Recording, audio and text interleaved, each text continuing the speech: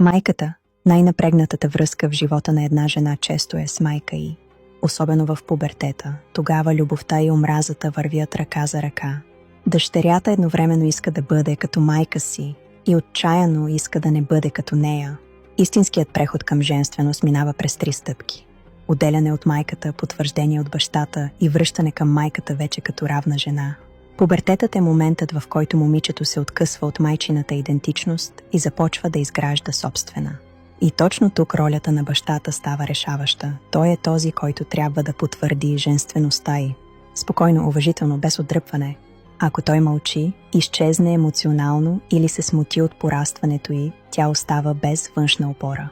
И тогава напрежението към майката се усилва. Защото ако бащата не я види, майката остава единственото огледало. А в това огледало има и любов, и конкуренция, и страх. Много майки точно в този период започват да преживяват собствена криза, възраст, тяло, брак.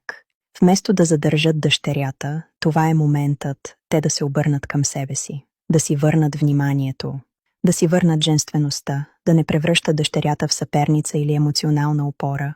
Ако майката не пусне, дъщерята или остава слята с нея, или се отделя чрез омраза. И после в любовта се случва същото, или прекалена зависимост, или бунт и недоверие. А ти отдели ли се или още воюваш?